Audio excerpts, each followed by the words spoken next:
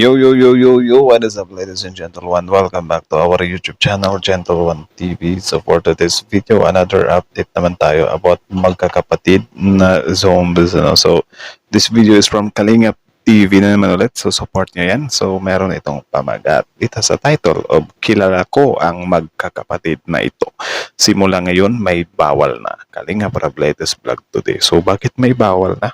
So yan yung panunorin or yun yung alamin natin ngayon, ladies and gentlemen. So again, before we start, Kalingap TV, support nyo yan. Also, Kalingap Rab, support nyo rin. Tapos, syempre, ladies and gentlemen, our YouTube channel, Gentle One TV. Don't forget to like, comment, share, subscribe. So, ladies and gentlemen, without further ado, let's watch this video. Again, the title of this video, Kilala Ko Ang Magkakapatid na Ito. Simula ngayon, may bawal na. Kalingap Rab, latest vlog today. So, sino kaya yung nagbawal, ano? Kalingap TV, Kalingap Rab, Gentle One TV. Like, comment, share, subscribe. Start. Kaalam ng lahat. At simula ngayon may bawal na. Start 0. Siya pala nakakaalam ng lahat. At simula ngayon may bawal na. Ano naman kaya ito mga kalingap? What Isang is it? mapagpalang araw sa inyong lahat mga kalingap, sanay hindi nyo po makalimutan na mag-like sa video na ito. So, yun, like the video. Golden rule. At paunawa tapusin muna ang kabuuhan ng video na ito mga kalingap at para malaman ang nilalaman nito. Also, another golden rule. Don't forget to watch the video till end bago kayo mag-comment para syempre, akma yung comment nyo, di ba, sa video. Maraming salamat po mga kalingap sa pagpatuloy na pagsuporta lalo na kay Kuya Val Santos Matubang at kay Ate Ed Vlogs at Kalingap Rab, maraming salamat po. And syempre, the mother, the father, the son of Kalingap, don't forget to support them. Subscribe nyo rin sila. Siya pala ang nakakaalam at nakakakilala sa pamilya ng magkakapatid. At simula ngayon may bawal na. Pero bago yun mga kalingap ay tatalakayin muna natin mga kalingap ang mga ilang concern sa ating mga minamahal na taga-subaybay sa magkakapatid na hindi nagsasalita kung tinatanong. Okay, Una. so ano yan? Sabi nga sa ating mga taga-subaybay na sana silang magkakapatid magkaroon na sana sila ng makeover or pag-aayos sa kanilang mga sarili para maranasan rin nila kung ano at kung paano sila maayosan ng magandang mga damit at mukha. Well, actually, agree ako dun. Di ba? Para makita din natin or lumitaw din yung mga ganda ng mga batang to, di ba? Especially ito si ating nakaputi. I think siya yung pinaka sa kanilang magkakapatid. Will, may punto rin naman ito mga kalingap at sigurado ako na may Tsaka ang tangos ng ilong niya, di ba? Correct, I don't know. Correct me if I'm wrong. plano si Kalingap Rab para sa mga bagong beneficiary na ito ni Kalingap Rab. Dahil lahat ng mga naging beneficiary ni Kalingap Rab ay napaganda at pinapaayusan ito at nang sa ganun maranasan rin nila na mahalaga sila at makita nila ang kanilang sarili kung sila ay na-makeover. Yun. Posible na malaking impact sa magkakapatid kapag nakaranas sila ng ganito mga kalingap. Ako nga, if hindi siya talaga, what if, di ba, what if itong magkakapatid na to is isali sila dun sa Kalingap Angels. Kahit na hindi sila, wag na silang ipasok sa mga love team kasi mahihain nga din, di ba? Wala lang, parang ipasok lang sila sa Kalingap Angels para magkaroon sila ng bonding. Tapos, para baka mabago pa. Parang ma-therapy. Yun pala yung word. Di ba? Para silang iti-therapy na, na tawag dyan, mawala yung, or unti-unting mawala yung pagiging mahiyain or mailap nila sa ibang tao, di ba? Wala lang, suggestion lang naman. Madagdagan ang kanilang tiwala sa kanilang sarili at malalagay sa kanilang isipan na dapat pala ay hindi na sila mahihiya dahil may hitsura at may ihaharap sila ng mga magagandang mukha sa mga tao na gusto na makipag-usap sa kanila. At samantala, may hindi na dapat pang maulit at bawal nang tawagin ang magkakapatid na isang zombie dahil hindi naman sila zombie sa totoong buhay at sila ay So, yun. So, bawal na daw, okay, yun pala yun, bawal ng tawaging zombie. So, magkakapatid na Z na lang. Yun na kasi yung yun na kasi yung tumatak sa mga algorithm ba. So, parang dun sila mas nasa-search. Tsaka di nga natin kung ano yung mga name nila, di ba? mga tao. Will, tama naman mga kalingap at hindi rin naman natin intensyon mga kalingap na may masaktan po tayong tao sa ating ginagawa. Tama. Ngunit ang nagsasabi ng ganitong pangalan ay hindi po tayo ang unang nagsasabi kundi ang mga nangbubuli po sa magkakapatid dahil may kapitbahay sila na siya ang nakapagsabi at saan nga ba ito nag-umpisa ang pagtawag sa kanila ng mga zombie. Di ba? Tapos, yun nga, tama naman din yung sinabi ni Kalingap TV dito, na hindi tayo yung una na nagtawag na zombie ang mga batang to. It's just, ginagamit lang natin yung word para maiparating din natin sa mga bully na yun. Na, eto na yung mga binubully nyo. Diba? Ano kayo ngayon? Diba? So parang, Siyempre para ma-acknowledge din nila ba na, "Oh, yun pala yung story nila, yan pala yung istorya nila. Hindi pala sila dapat ginaganyan, hindi pala sila dapat binubully." 'Di ba ngayon yung mga nambubully may cellphone na ba yun? Ngayon ang magkakapatid meron ng cellphone. So maiinggit na sila ngayon, 'di ba? So parang I think yun yung ano, yun yung goal dito kung bakit nagamit yung, magkakapatid na mala-zombie or parang zombie kasi zombie nga daw yung tinatawag, 'di ba? At siya pala ang nakakakilala sa magkakapatid. Yan ang ating makikita sa video. Bawas ka, Maigdi. Bia. So, ito po si tatay po, mga kalingap, yung naglapit kay Kuya Red Zane, no? Ano sila sa tayo? Ano pong So sinasabi ito pala, so shoutouts kay Kuya 'no, pagpalain ka nawa kasi ikaw pala yung pumunta dun kay Redsen ano, na-endorso mo itong mga batang 'to. Nice. nila ng mga taga rito po? Ay, minsan merong mga mga tatlong papan, yung gano'n, yung wild duck, yung kwan. At saka, kasi laging dumadaan sila dun sa bahay namin. Na kwan, ay mga nakayukong ganyan. Kung saan lumakad yung isa, dun din diretso yung isa. Yung, kaya tinawag silang tatlong bibi. Kasi kung saan dumaan yung isa, at mga nasa tabi lang sila ng Actually okay lang yung tatlong BB, cute yun. Pero nakadepende pala, subjective din siya baka kasi yung BB is pabastos yung atake. Pero tatlong BB, may tatlong BB akong nakita. Mataba, mapayat, mga BB. Ay, mataba, mapayat pala yun. So I think hindi din pala siya pwede. kalsada. Parang pag kinausap mo, hindi ka sasagutin. Walang kwan, Walang imik. panin mo.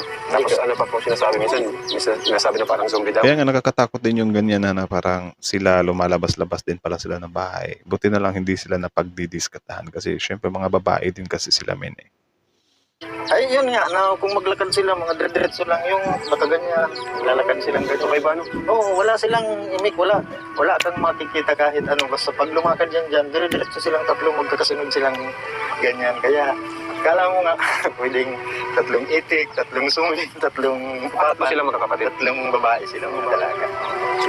Salamat po tayo. Okay. So yun pala yung story nila no. Okay. Si tatay din for sure ano din natatawa or hindi siya natatawa siguro nakukyutan lang siya na yung mga magkakapatid na yan dumadaan sa bahay nila na parang sunod-sunod lang parang nagmamarch siya na tatlong BB and naalala niya natatawa siya or nakukyutan siya parang ganun lang yung sa kanya iba naman yung ibang mambubuli na parang you know may atake talaga may tarak talaga dito so anyways maraming thank you dun kay kuya kasi na-report niya itong mga ganitong bagay. Hello Siya po. yung isa sa reason kung bakit magbabago ang buhay ng magkapatid na to. Kumusta po kayo?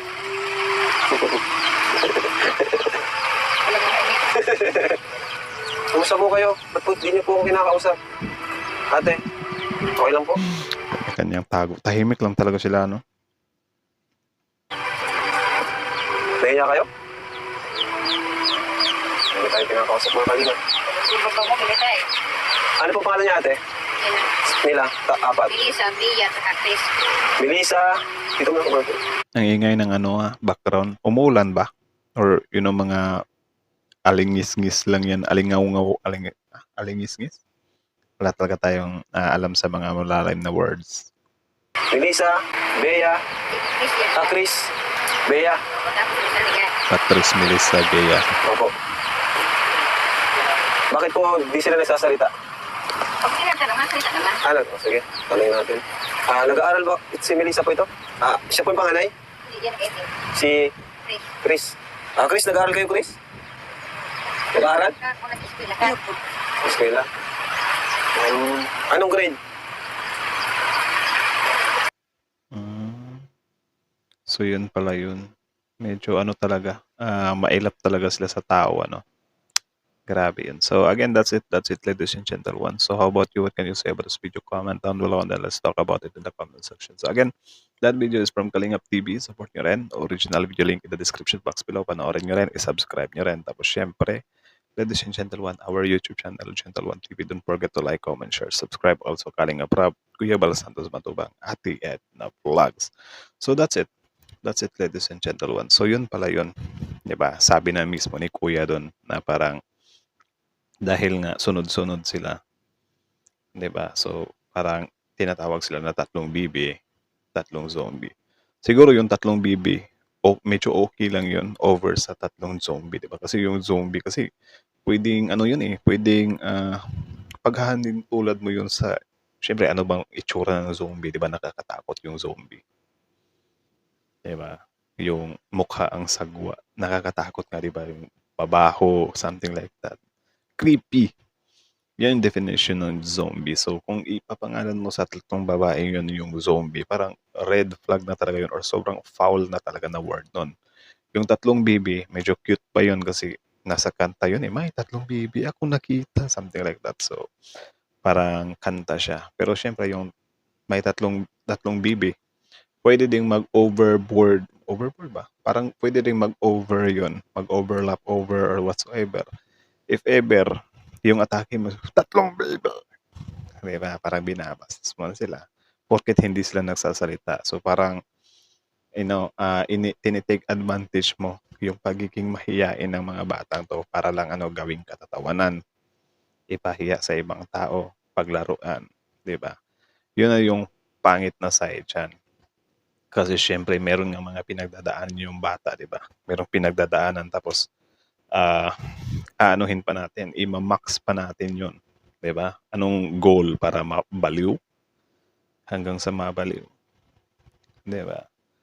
So, maybe, since nag-viral na nga itong mga batang to, magbabago na yung buhay na to.